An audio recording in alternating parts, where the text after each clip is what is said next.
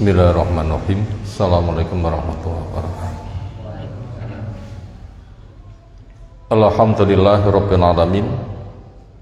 Walladzi arsala rasulahu bil huda wa dinil haqq liyudhhirahu 'ala dini kullih wa kafaa billahi syahida. Wa asyhadu an la ilaha illallah wahdahu la syarikalah wa asyhadu anna Muhammadan abduhu wa rasuluh. Allahumma shalli ala Muhammad wa ala alihi wa ashabihi wa man tabi'ahum bi ihsanin ila yaumiddin. Ya ayyuhalladzina amanu taqullaha haqqa tuqatih wa la tamutunna illa wa antum muslimun. Wa ba'du, fa inna asdaqal hadisi kitabullah wa khairal hadyi hadi Muhammadin sallallahu alaihi wasallam. Syarrul umuri muhdatsatuha fa inna kulla muhdatsatin bid'ah wa kulla bid'atin dhalalah wa kulla dhalalatin finnar. Ayol ikhwah azanallahu subhanahu wa ta'ala, insyaallah kesempatan sore hari ini kita melanjutkan taklim kita mengkaji ayat-ayat dari Surah Al-Baqarah yang ke-35 sampai 37 insyaallah. Rujukan tafsir Ibnu Katsir, walaupun kita ringkas, enggak terbaca semuanya dari tafsirannya.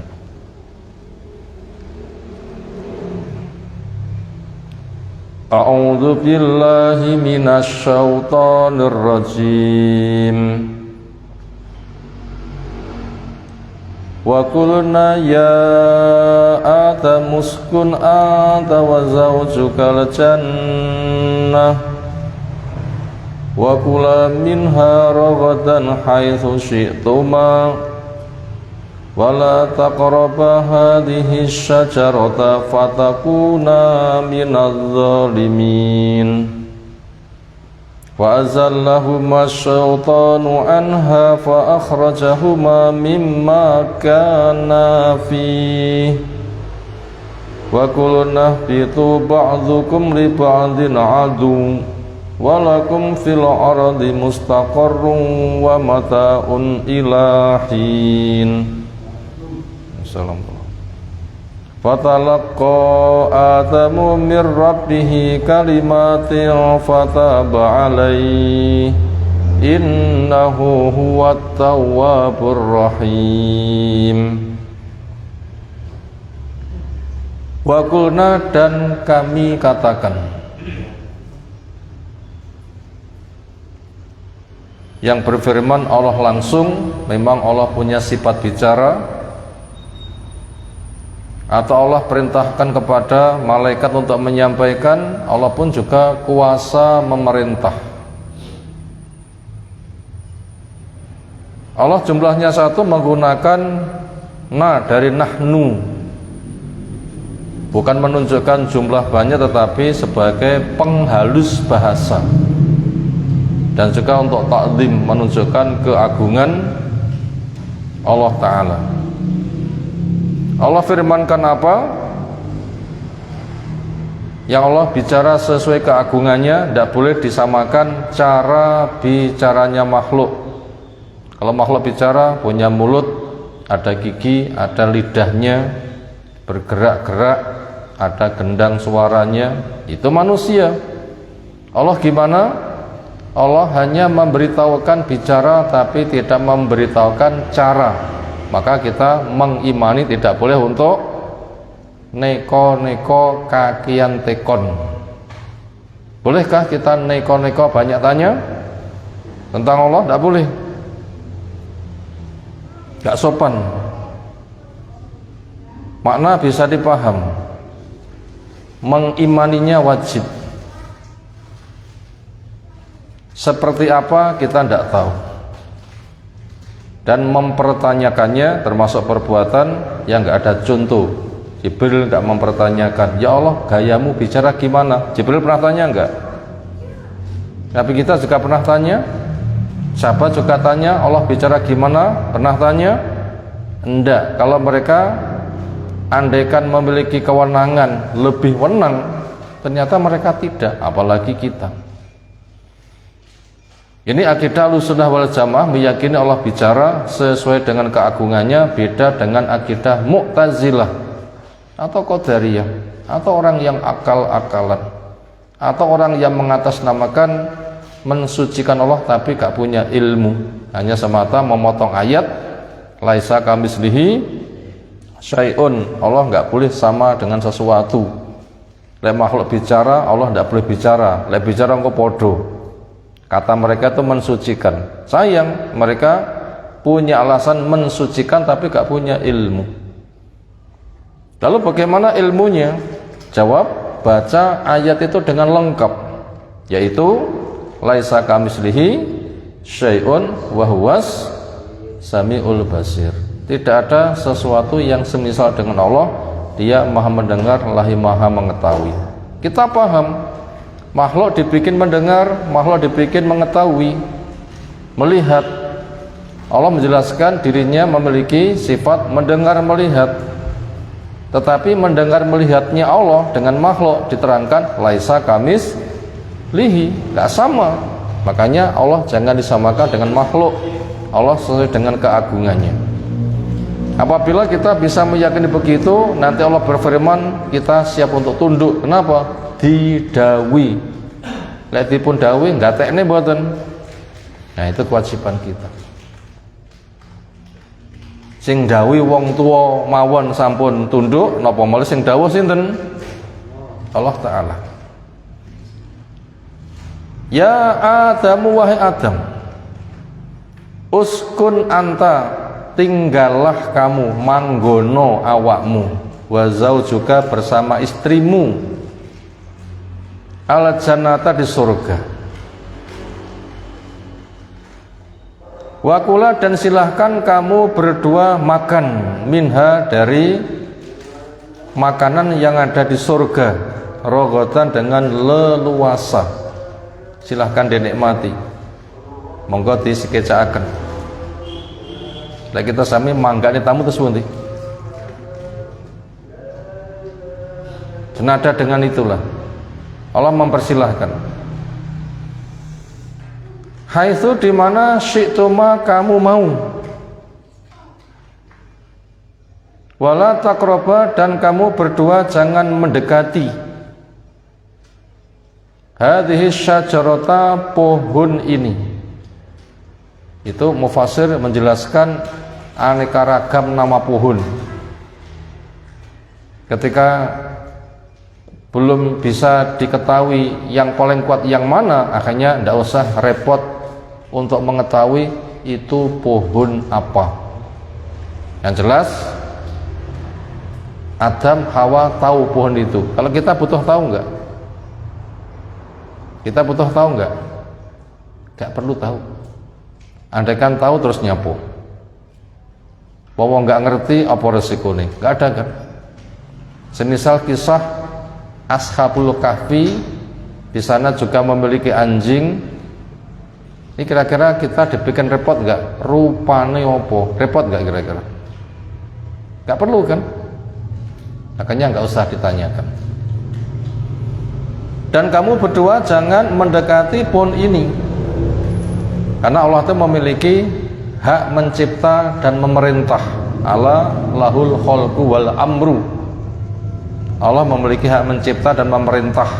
Maka di sini ketika Allah bikin peraturan, pohon itu kamu jangan mendekati, itu kewenangan Allah Ta'ala. Fatakuna, sebab kamu berdua nanti akan menjadi minadzalimin, orang yang zalim, yaitu melanggar peraturan. Allah mengatakan jangan kamu ngengkel kena dosa, itu namanya zalim. Resiko zalim itu gelap. Tiang nglakoni dosa terus pundi pengaruh teng ati salam, ada noda hitam. Tobat dihapus. Dosa lagi ada noda hitam. Tobat dihapus. Semakin gede dosane, rupane semakin hirang. Ratau tobat belas kandel. Saking kandele basa Jawane jenenge ngetel. Itulah proses hati ditutup. Aslinya putih bersih. Dosa ireng, dosa ireng, dosa ireng. Suwe-suwe malih tertutup hitam dan tebal. Lah ngono kuwi hidayah ndak bisa masuk. Itu proses orang sesat. Semula itu adalah putih bersih, makanya perbanyak istighfar. Sing penak obah nyanyi napa istighfar nggih. Terus anae nyanyi. Napa nyanyi di wong Jawa? Gethuke bahane telo ngoten nggih. Apa itu gunanya? Istighfar sajalah. Di dalam sehari atau satu majelis, selesai majelis, istighfarnya Nabi gak kurang dari 100. Lek sak majelis selesai sing 100, lek telung majelis pinten kira-kira? Perbanyak istighfar. Kenapa? Sengaja nggak sengaja, mau tidak mau orang itu bisa dosa itu bisa nutupi hati. Makanya perbanyak istighfar. Sehingga makna zalim itu orang yang gelap. Zulmun itu gelap, karena dosa itu menyebabkan hitam. Bila mati tidak ditobati, dikumpulkan di hari kiamat, dosa masih dibawa. Nah, di sana nanti keadaannya gelap, dia tidak mendapatkan pencahayaan, dan itu bahaya. Fa'azallahuma, maka menggelincirkan kepada keduanya as-syaitanu, setan, yaitu iblis. Iblis kalau setan apa nih? Kita kalau setan apa nih? Iblis karo setan opone, kita karo setan opone. Ayo. Iblis itu makhluk jenis jin. Kita sami makhluk jenis manusia. Sementara setan itu sifat. Siapa-siapa yang jauh dari kebenaran itu namanya kena sifat setan. Kira-kira wedhuse saged gatelen mboten? Saged. Buktine kukur-kukur ngoten nggih. Kita saged gatelen mboten? Bolak-balik. Gatel niku kewan apa gatel niku manusa? Wedhus iso gatel, manusa iso gatel. Nah, sekarang pertanyaannya, gatel niku wedhus napa gatel niku manusa? Gatel niku penyakit, ngoten lho nggih. Bisa menimpa hewan, bisa menimpa manusia. Setan itu sifat. Artinya jauh dari kebenaran. Lah iblis prilakune jauh kebenaran, DE nggih gadah sifat setan. Kita sami lek tebih nggih kebenaran nggih gadah sifat setan. Pun nanti dadi setan apa dereng? Dereng? Rong tau dosa. Berarti catatannya pun resik kabeh. Masyaallah. Setan itu jauh dari kebenaran, lakoni dosa. Dikala kita sedang dosa, dikala itu kena sifat setan, maka kita berlindung kepada Allah agar dilindungi dari setan jenis jin, setan jenis manusia. Maka yang disebut dengan setan di sini adalah iblis yang menggoda, menggelincirkan kepada Nabi Adam. Bahkan lek ngerayu kanthi ngaku-ngaku jereke juru nasihat. Lah wong nek surga kuwi nggene wong penak, kok ndadak enek pelarangan. Ngono ki apa masuk akal? Diperintahkan silahkan rogo dan leluasa, kok ada pelarangan loh. Jane sing bener nek surga itu nikmat leluasa apa nek larangan? Nek larangan kudune ya ora nek surga, surga kudune ya leluasa. Wis to. Cedhek kono, ngono ki mek denge nguji awakmu bener apa ora. Akhirnya Nabi Adam terprovokasi ucapan seperti ini, malah nyedeki kepada pohon tadi. Nah gitu bahasanya. Gambarannya ke sana. Akhirnya ketika sudah jelas melanggar, apa yang terjadi? Fa akhrajahuma, Allah mengusir kepada keduanya mimma, dari apa yang karena ada keduanya fihi, berada di dalamnya. Akhirnya semula disilahkan untuk bertempat di surga dan leluasa sekarang ngaliyo. Itu sejarah manusia akhirnya turun dari surga, itu masalahnya. Lek kita pas nek donya nelongso kira-kira protes mboten. Dam nyapa dhisik awakmu tak mudhun yang donya, saiki anak turune malah keronto-ronto nang donya. Ngoten nggih. Enggak boleh. Boleh enggak boleh? Enggak boleh. Itu enggak menyelesaikan masalah. Wong wis kliwat jutaan tahun yang lalu kok protesnya saiki, apa dibalekne ngoten kira-kira. Kadung lahir gede, rara kerasan endonya aku tak nyanjero peteng malah ngoten, saged. Enggak ada fungsinya. Maka protesnya Nabi Musa alaihissalam kepada Nabi Adam juga sama. Apa jawaban Nabi Adam ketika dia protes Nabi Musa? Kenapa kamu protes kepada saya, kepada sesuatu yang Allah sudah membimbing ketetapan? Itu kan cuma sebatas proses. Surga itu balasan, sementara manusia dicipta untuk diuji. Ujian kan bukan di surga tempatnya. Surga itu kan tempat balasan, bukan tempat ujian. Tiang nglamar niku teng kantor KUA napa ijabe teng kantor KUA? Nek jenengan nglamar teng KUA nglamar sapa?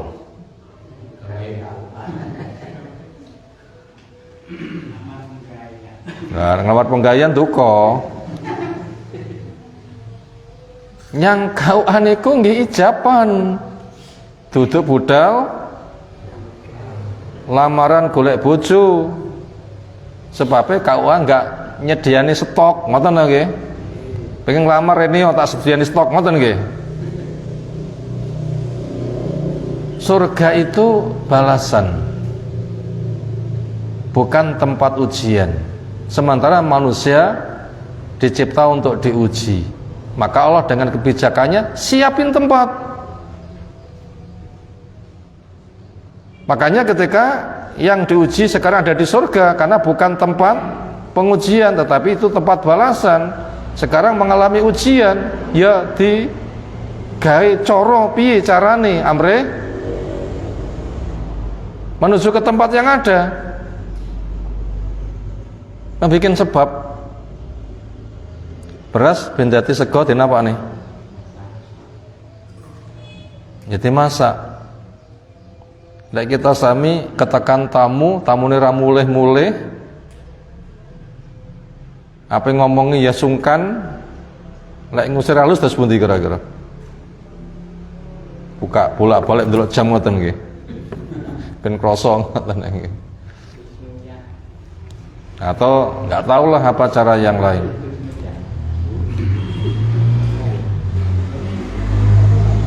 Akhirnya Nabi Adam memberikan jawaban, kenapa kamu membahas sesuatu yang sudah menjadi ketetapan Allah? Memang makhluk dicipta untuk diuji, surga bukan tempatnya. Saya pun juga akan diuji, ya otomatis ditempatkan di tempat yang pantas untuk ujian, bukan di sini sebagai tempat pembalasan. Itulah perdebatan antara Nabi Adam dan Nabi Musa alaihissalam, senada dengan itu, walaupun bahasanya bukan bahasa itu, tapi maknanya senada itu. Makanya keluarnya Nabi Adam dari surga itu bukan sesuatu yang butuh untuk dibahas. Tetapi ketika manusia memang dicipta untuk diuji, itulah yang harus diselesaikan. Bicarane amrih lulus ujian. Wa qulna, kami katakan, ihbitu, supaya kamu semua keluar. Nabi Adam, Hawa, sa iblis metu. Ba'dukum, sebagian kamu, li ba'din, untuk sebagian yang lain, aduun, musuh. Sejak dari awal iblis memusuhi. Pendorong paling utama hasad. Nyapo sing dihormat kok Adam, nyapo aku kok sing diutus menghormat. Podo-podo makhluk untuk apa? Yang satu dihormat, yang satu menghormat. Kalau dia memiliki kemungkinan dihormat, saya kan juga punya. Kenapa? Saya yang harus menghormat, dia yang harus dihormat. Lek ditelok api-apian bahanku praya luwih api, bahanku geni. Egois mboten kira-kira? Ya gitu bahasa egoisnya. Please nyapa enggak gelem hormat yang Adam. Lah kula kan langkung sae. Itu bahasa egois sih. Kira-kira kabeh wong egois mboten kira-kira? Tiyang menika menawi padha-padha kon engkel-engkelan niku ngengkel mbela sinten? Bela awake dhewe apa bela wong liya? Tiyang tukaran niku bela sinten? Bela tanggane. Suami istri tukaran bela sinten? Kene nyalahne kono, kono nyalahne kene, berarti masing-masing membela diri sendiri. Kene pengen menang, kono ngalahne, akhirnya engkel-engkelan, kan begitu kan kasusnya.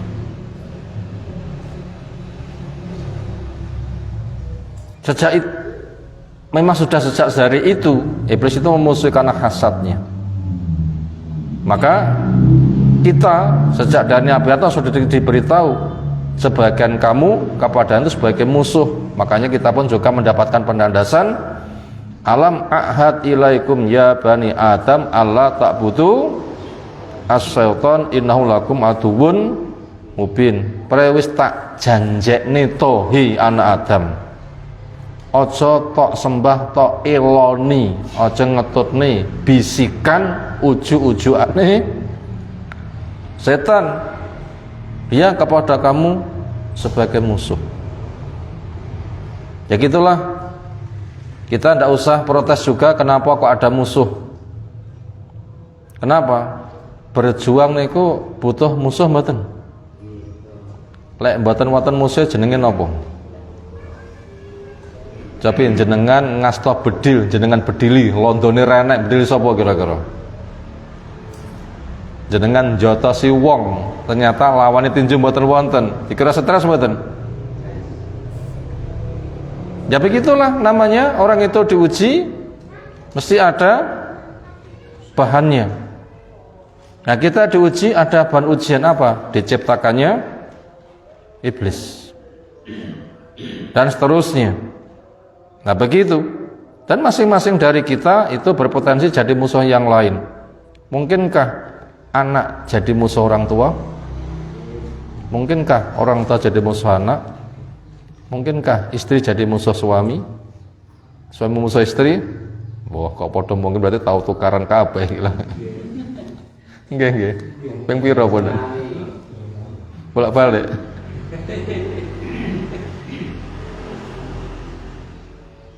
Dan masing-masing itu ada hikmahnya. Suami jadi musuh istri pas tukaran dan sebaliknya, masing-masing kan ada hikmahnya. Mungkin mendolimi atau mungkin didolimi.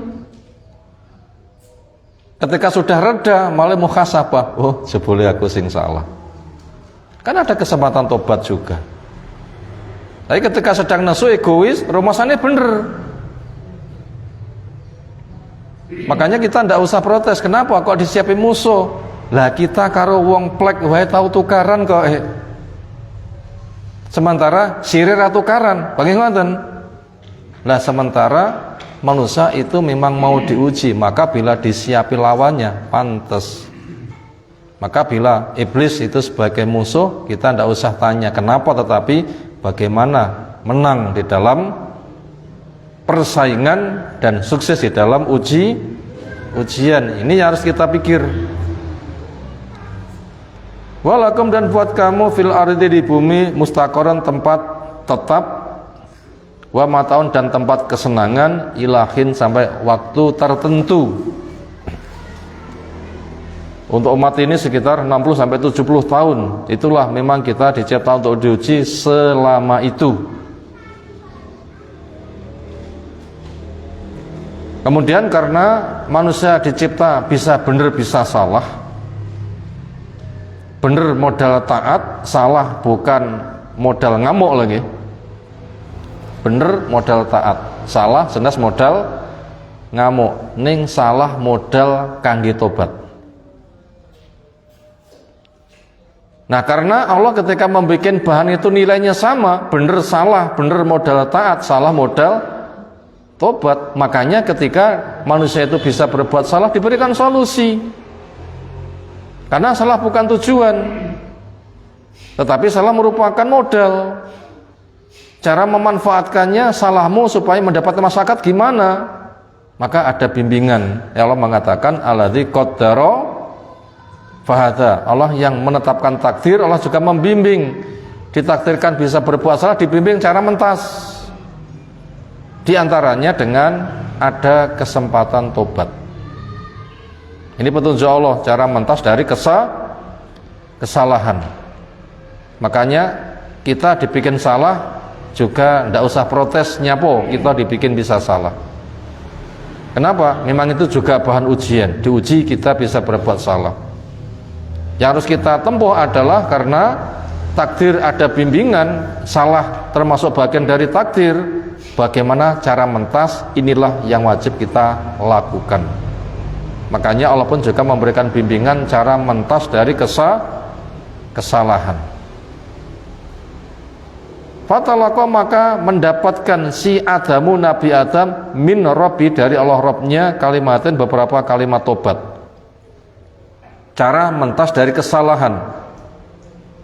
Akhirnya fataba ali ketika sudah diungkapkan kalimat tobat itu dan Adam menyatakan tobat, Allah pun juga menerima tobat kepadanya. Innahu huwa at-tawwab ar-rahim. Sungguhnya Allah itu zat yang maha menerima tobat juga lagi maha penyayang.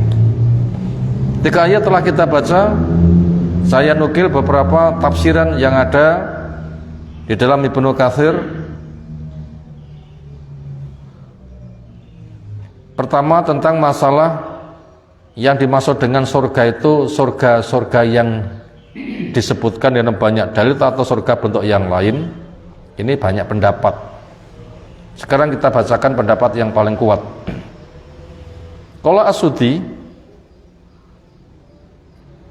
fi khari dzikrihi, berkaitan terbaik dengan apa yang pernah ia sebutkan tentang alasan surga yang dimaksud surga yang mana. Ini merupakan sesuatu yang terbaik yang ia dapatkan dari Abbas, dari Abdullah bin Abbas.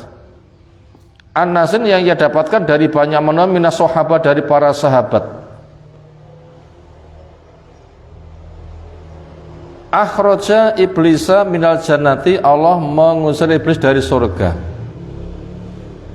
Wa askana adama al jannata, dan menempatkan Nabi Adam di surga. Sitok diusir, sitok ditempatkan di surga. Itu kasusnya ketika si iblis tidak mau hormat kepada Nabi Adam, usir. Berarti Adam nggak terusir, dimasukkan ke surga. Fakana yamsi fiha wahidan, di mana si Adam melaku di surga izin. Laisa lahu zaujun yaskunu ilaih, dia nggak punya pendamping yang dia merasa tenang ketika berdampingan dengannya.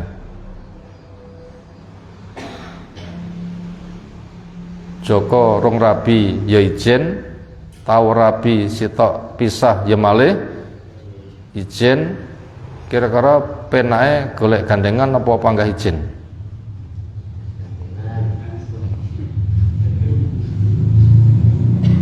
Nah, sing ijen bentang golek gandengan, itu jawab gitu ya.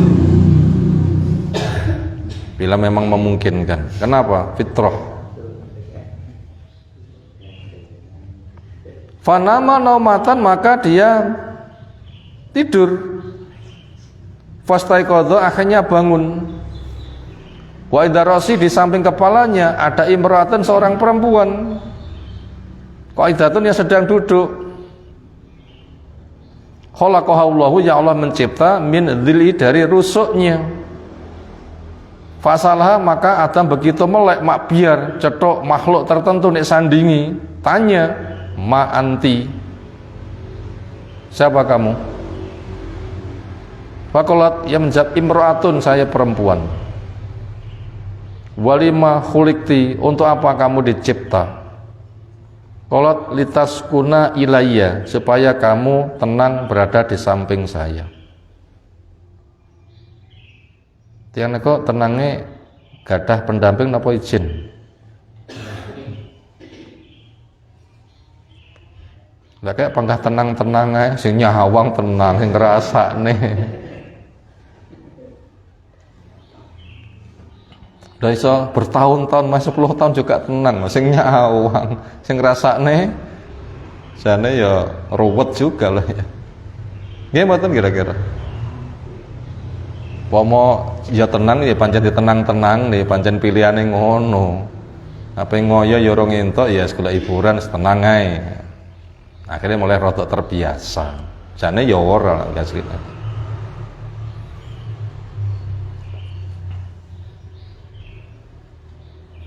Qalat lahu al malaikatu,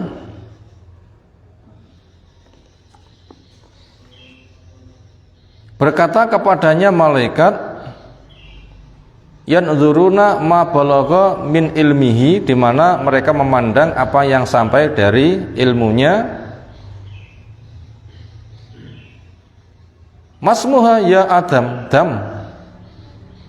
Ditanya malaikat ketika tahu sekarang Adam duwe kanca. Jenenge sapa? Qala, Nabi Adam menjawab, Hawa. Qalu, walimah Hawanya apa dijenengi Hawa?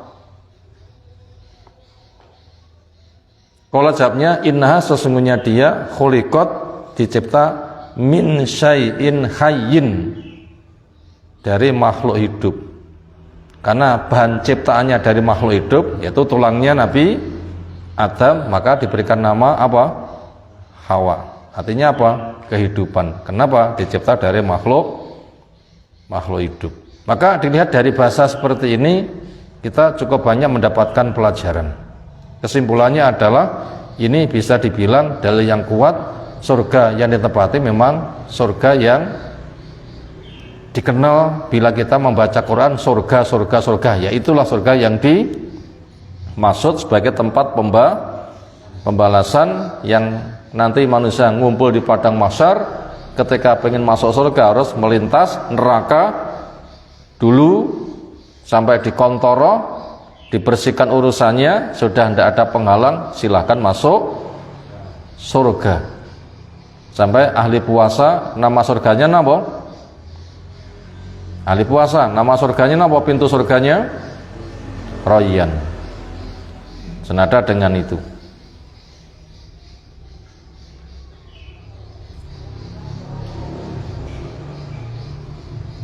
Kemudian dikatakan di sini, wa jaizun antakuna wahidatan minha wa dzalika ilmun idza ulima lam yanfa ala alim bihi ilmuhu wa in jahula jahilun la yadurruhu lam yadurruhu jahluhu bihi wallahu a'lam. Jadi berkaitan masalah nama pohon, yang dimaksud itu pohon apa? Makanya di situ nggak usah menjadi permasalahan yang serius. Andaikan itu memang mengetahui nama pohon juga nggak banyak manfaatnya. Andaikan toh juga nggak tahu nama pohon itu apa, juga nggak ada cacatnya. Gitu kan? Makanya nggak usah dipertentangkan pohon itu namanya pohon apa. Tadi keterangannya seperti itu.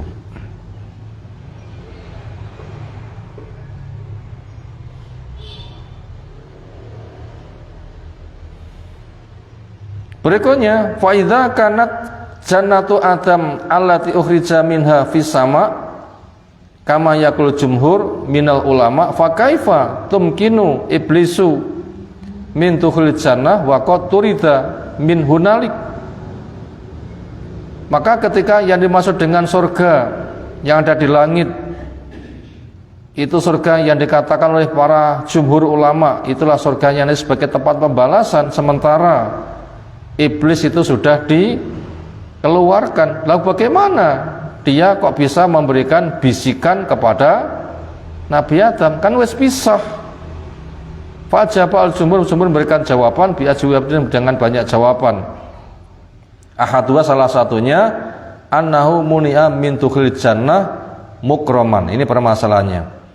Dia dilarang masuk surga itu sebagai penghormatan. Fa'ama ala wajhi sarokoh wal ihana wala yamtani. Maka apabila masuk surganya iblis itu karena pencurian dan penghinaan, itu mungkin. Jadi secara izin nggak boleh masuk surga. Kenapa? Sudah diusir, tapi menawi nyelundup niku mungkin. Jadi kalau ada pertanyaan surga ini maksudnya surga nanti yang akan ditempati manusia ketika sudah masuk surga. Yang ditempati Nabi Adam ya surga itu. Loh, jare iblis diusir. Kok cik iso nggodho? Berarti kalau gitu bisa masuk. Jawabnya, lek masuk dimanggak nih enggak. Tapi lek masuk nyelonong, nah itu mungkin. Jangan buatan tiang masuk nyelonong. Maling mlebu omah niku dimanggani napa nyelonong? Lho nyelonong. Lho jare dikancing ra mlebu. Iya bener, tapi nyelonong. Senada dengan itulah wallahu alam. Kenapa? Memang itu sebagai bahan ujian. Dan itu mungkin itu terjadi. Jenengan pamit miyos muliye jam 11, akhiripun omah dikancingi, istri terus sare, ternyata enggak sida jam 11, jam 09.00 wis mari. Begitu lekas ngletak sakser digugah angel. Jenengan bosak mlebu omah, terus piye carane mlebu omah? Terus pundi? Yang nggih nyelonong lagi. Senada itu. Enggak dimanggakne tetapi nyelonong. Carane pun ya golek ondo munggah nyang gendeng, ngoten nggih. Buka gendenge, nyepot rengi, karo nggawa tambang, malah mudun ngoten, nyulur ngoten nggih kira-kira nggih. Ya senada dengan itulah. Jadi membisikkannya si iblis kepada Nabi Adam sementara dia sudah diusir, ya maknanya senada dengan itu lebih jawaban dari jumhur ulama, sehingga tidak ada pertentangan dan itu sudah terjawab. Berikutnya kalimat yang diterima oleh Nabi Adam sebagai ungkapan tobatnya itu yang diajarkan di mana lafadznya. Maka di tafsir yang ada di halaman 55 baris bagian akhir di situ ternyata disebutkan lafadz doanya. Allahumma la ilaha illa anta subhanaka wa bihamdika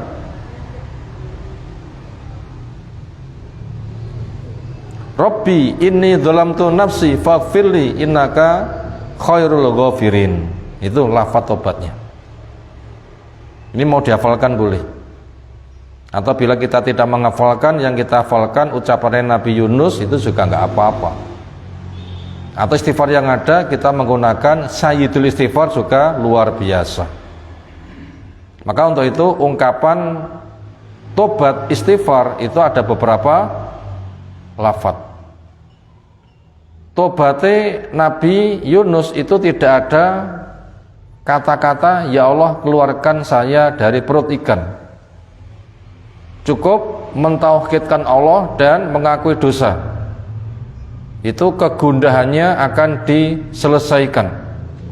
Terus pun diucapannya Nabi Yunus, la ilaha illa anta subhanaka inni kuntu minadh-dhalimin. La ilaha illa anta, tidak ada yang diibadai dengan benar kecuali hanya Engkau. Subhanaka, Engkau zat yang maha suci. Inni kuntu minadh-dhalimin, saya mengakui melakukan kedzaliman. Nabi Yunus nyuwun, ya Allah, kalau napa kapop nggih. Kapop napa-napa nek jero pengap nggih. Kula gelagepan nek jero weteng iwak jenengan ton. Enggak ada kan kata-kata itu?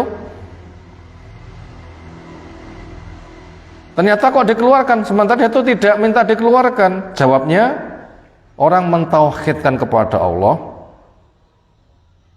mengakui kesalahannya, maka dia akan diberikan solusi untuk mentas dari resiko salah. Walaupun jenis solusinya enggak disebutkan. Semula nek njabane weteng iwak, ketika punya salah malih nyang jero wetenge iwak, ketika diminta mengakui dosanya untuk diampuni, dia dikembalikan malih metu ka wetenge iwak, walaupun tidak mengatakan ya Allah kula pengap, keluarkan saya dari perut ikan. Makanya di dalam sholat kita paling dekatnya hamba kepada Allah pas sholat ketika sujud, silahkan memperbanyak doa. Sebenarnya di situ kita ndak usah repot sing tak onekne donga lafate piye, aku rapate apal. Sing tak apal mek tugel kok dikeh-kehne donga endi sing tak onekne.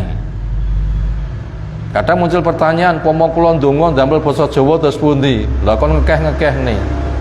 Sebenarnya andaikan kita tidak hafal, yang kita hafal ya bacaan sujud itu sendiri cukup. Subhana rabbiyal azim, subhana rabbiyal azim, subhana rabbiyal azim, atau la ilaha ya la tasmudi. Subhanaka Allahumma rabbana wa hamdika Allahumma fili, itu dikeh-keh nih.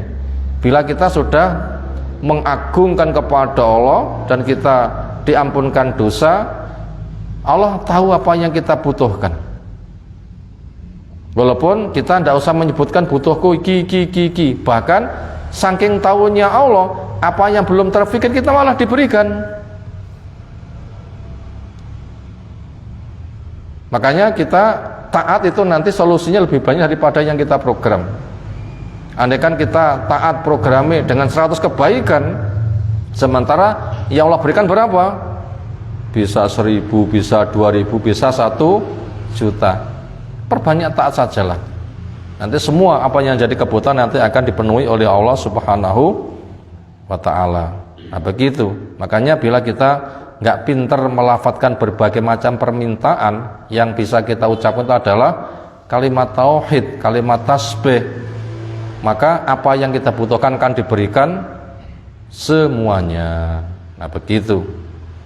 Itu tadi contoh doa yang ada. Misalnya kita istighfar menggunakan lafadz istighfar Nabi Yunus juga monggo. Istighfar kita mengikuti sayyidul istighfar yang kita sudah menghafal juga monggo. Kita menggunakan istighfar dengan istighfar Nabi Adam ini juga disilahkan.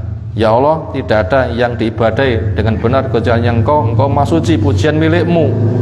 Ya Allah, saya banyak mendolimi diri, ampuni saya, sesungguhnya Engkau adalah sebaik-baik pemberi ampunan. Sampai dari situ materi yang kita baca dari tafsirannya. Berikutnya kita akan masuk kepada rangkuman. Mau dicatat disilahkan. 1. Allah Maha Mulia.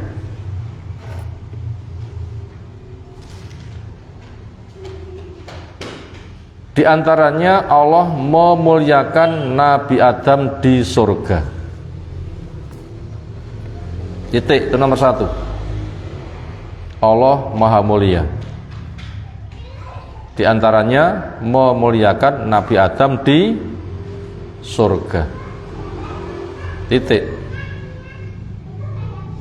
Nyapa Adam rong ngamal kok wis nek surga? Jawabnya, Allah itu Maha Mulia. Di antaranya Allah memiliki kewenangan memuliakan Nabi Adam di surga. Ya sudah, gitu saja jawabannya. Nomor 2, Kemauan Allah dibagi menjadi dua. Kemauan itu bahasa Arab iradah. Murid niku bahasa apa murid niku? Bahasa iradah niku. Arada yuridu muridun, isim fa'il. Arada yuridu muridun. Bahasa Arab lho niku. Dikira bahasa Jawa. Yaitu wong sing dikarep-karep apa? Karep golek ilmu.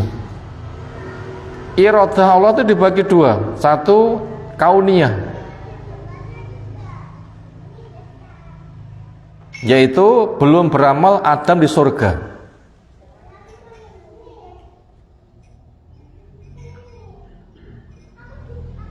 Saya ulang, iradah Allah itu dibagi dua. Satu iradah kauniyah. Di antaranya Nabi Adam belum beramal tapi sudah berada di surga. Nyapa rong ngamal konek surga? Memang Allah ngersakne yang ngono. Napa kita sami gadah niku mesti hasil usaha? Kita sami gadah napa-napa mesti hasil usaha nggih? Ora mesti. Napa contohnya kita dereng usaha ning pun dipun paringi napa?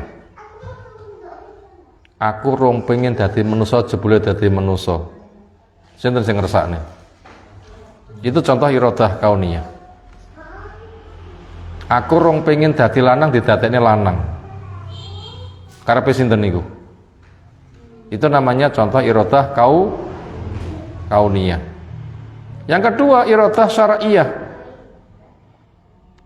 yaitu berlakunya sebab akibat. Yang kedua iradah syar'iyah, yaitu berlakunya sebab akibat, dan dunia itu tempat melaksanakan sebab. Itu tadi iradah yang jenis kedua. Iradah apa wau? Syar'iyah. Iradah kehendak Allah ingkang berkaitan kali syariat, peraturan hidup, jalan kehidupan. Yaitu di sana diberlakukan hukum sebab akibat, dunia tempat melaksanakan sebab. Nanti akibatnya ya bergantung sing ditandangi sebab surga atau sebab neraka. Sing ditandangi sebab neraka ya nek akhirat kecemplung neraka. Sing dilakoni sebab surga nek akhirat nggih masuk surga. Nah, padha-padha nglakoni sebab nggih milih mawon. Panggih ngoten nggih. Tugas kita sami ngamal iku jane dipenutus napa? Yang biasa memberikan istilah ikhtiar. Napa ikhtiar? Milih sing apik, napa ikhtiar? Milih sing apik, khairun, ikhtaro, memilih yang baik. Nah begitu, makanya sama-sama melakukan sebab, pilihlah sebab yang baik sehingga ketika nanti ada balasan juga kebaikan. Itu tadi nomor 2, menjelaskan tentang macam-macam iradah Allah. Nomor 3, dunia tempat beramal. Dunia tempat beramal. Maka celakalah orang yang menjadikan dunia sebagai puncak tujuan. Saya ulang, dunia tempat beramal. Maka celakalah orang yang menjadikan dunia, celakalah orang yang menjadikan dunia sebagai puncak tujuan. Yunus ke-7. Surah apa? Surah Yunus ke-7. Yaitu orang yang menjadikan dunia sebagai tempat tenang dan dia merasa tentram dengannya. Ketika diingatkan untuk cari akhirat, dia itu berpaling.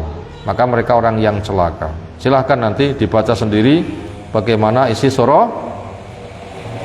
Yunus. Itu tadi tentang dunia tempat beramal, celakalah orang menjadikan dunia sebagai puncak tujuan. Sing digoleki mek donya tok, celaka orang seperti itu. Tetapi jadikan dunia sebagai sarana mencari akhirat, itu baru benar. Kenapa? Allah berfirman, wabtagi fima ataqallahu daral akhirah wala tansa nasibaka minad dunya. Carilah, kerja keras. Apa? Akhirat. Dengan modal dunia yang kamu diberi. Sementara duniamu ketika kamu cari sebatas, itu hak yang tidak dilupakan. Kenapa? Saya memang butuh sarana, tapi bukan segala-galanya. Dongi sampun wareg, nyandang api, wis duwe omah, duwe kendaraan, kabeh kebutuhan cukup. Paniku terus nyapo? Cari. Ya kudune duwe modal kayak beramal golek akhirat pengen ngoten lho nggih. Nek ora mengke mati mboten gadah amal terus pundi. Berikutnya yang keempat. Secara kauni semua disilahkan masuk surga. Secara hukum kauni semuanya disilahkan masuk surga. Secara kauni semuanya disilahkan masuk surga. Secara syar'i ada yang mau, ada yang menolak. Titik. Ini penting ini. Secara kauni semuanya disilakan masuk surga. Secara syar'i ada yang mau, ada yang menolak. Titik. Ini kira-kira sedaya manusia pun dimanggani napa dereng? Silakan masuk surga pun napa dereng? Ampun. Pesan Nabi SAW, kullu ummati yadkhulun jannah, semua umatku masuk surga. Maknanya disilahkan. Itu secara kauni loh nggih. Memang surga sebagai tempat enak, neraka sebatas dilewati. Pesan Allah, ojo mampirin rokok, mlebu wae ke surga. Monggo. Undangan. Tapi secara syar'i, enek sing teko, enek sing boten teko bojomu ora teko napa ora teko akhirnya ora teko ora entuk jatah, nyalane sinten? Itulah kurang lebih. Maka sahabat tanya, siapa yang tidak mau? Lawang dimanggani ke surga kok enggak mau? Sapa sing taat nyang aku berarti gelem, lek gak taat berarti gak gelem. Inilah sunnah yang ditawarkan, semuanya ditawari. Dakwah itu semuanya, semua telinga diperdengarkan. Silahkan masuk surga. Gelem ngrungokne ya krungu, disempeti salahmu dewe. Makanya kita ngaji itu terlebih umum, nggak sembunyi-sembunyi. Kenapa? Memang begitu. Berikutnya pelajaran yang kelima, hikmah dicipta iblis sebagai bahan ujian.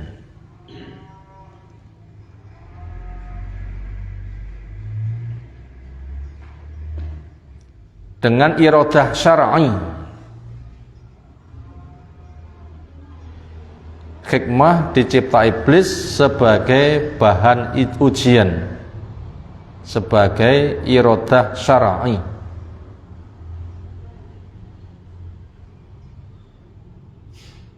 Iblis sendiri nasibnya dikaitkan dengan iradah syar'i. Iblis sendiri nasibnya dikaitkan dengan iradah syar'i.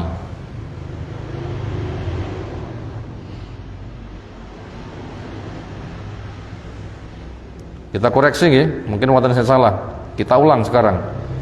Hikmah dicipta iblis sebagai bahan ujian di iradah kauni. Dirubah niku di iradah kauni.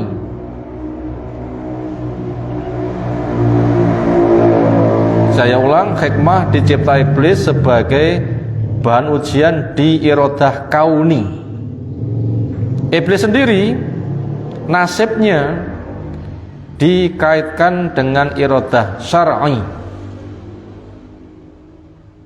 Titik pun tercatat. Sekarang kita urai.